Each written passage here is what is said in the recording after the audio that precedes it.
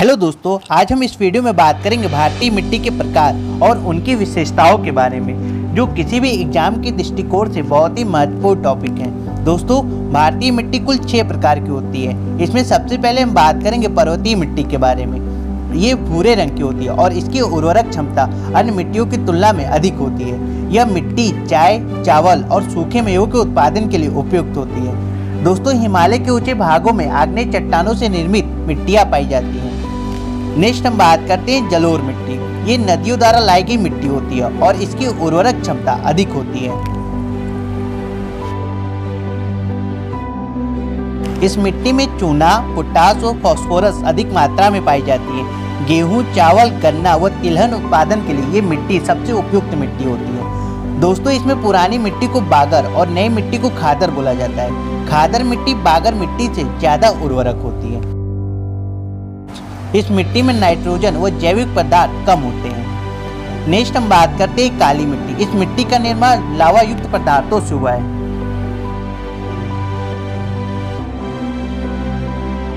इसे काली मिट्टी या रेगुन मिट्टी के नाम से भी जाना जाता है। इस मिट्टी की विशेषता इसमें लोहा, फास्फोरस, चूना, मैग्नीशियम और एल्युमिनियम का अधिक मात्रा में पाया जाना है। दोस्तों, इस मिट्टी में नमी धारण करने की क्षमता अधिक होती है और यह मिट्टी कपास की खेती के लिए सर्वोत्तम मानी जाती है। सूखने पर इस मिट्टी में दरारें पड़ जाती हैं। नेक्स्ट हम बात करते हैं लेटराइट मिट्टी। ये मिट्टी हल्की पीली या लाल रंग की होती है।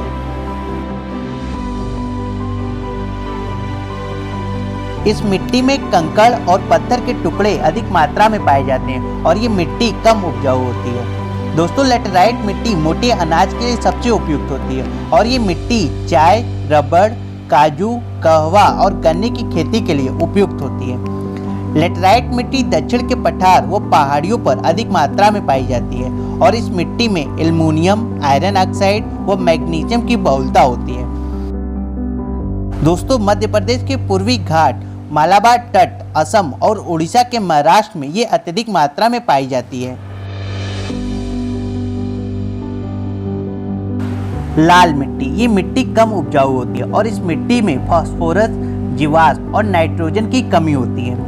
यह मिट्टी ज्वार और बाजरा की खेती के लिए उपयुक्त होती है। दोस्तों, दाल और तिलहन के लिए भी लाल मिट्टी को उपयुक्त माना जाता है।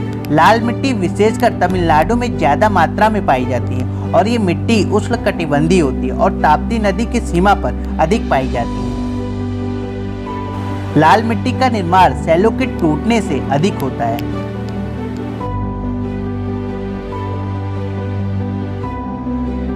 मरुस्थलीय मिट्टी। इस मिट्टी में क्षारीय गुण अधिक होता है और इसके साथ साथ इसकी जल ग्रहण करने की क्षमता जो होती है वो शून्य होती है। मरुस्थलीय मिट्टी में जीवाश्मों का भी अभाव होता है और इसकी उपजाऊ क्षमता ये मिट्टी ज्वार, बाजरा, मूंगफली, उड़द की खेती के लिए उपयुक्त मानी जाती है। दोस्तों, इस मिट्टी में वायु और प्रकाश का प्रवेश आसानी से हो जाता है।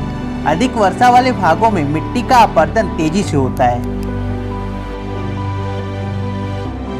आइए हम देखेंगे कुछ महत्वपूर्ण तथ्य। दोस्तों, भारत में जो अधिकांश मिट्टी होती है वो जलोढ़ मिट्टी ही पाई जाती है। गर्मी में कैपिलरी छिद्रों द्वारा लोहे के जंग से जो मिट्टी उत्पन्न होती है उस मिट्टी को लाल मिट्टी कहते हैं। इसके साथ साथ केंद्रीय संरक्षण बोर्ड की स्थापना 1953 को हुई थी। मरुस्थल की समस्या का अध्ययन करने के लिए जोधपुर में केजरी यानी central arid zone research institute की स्थापना हुई है।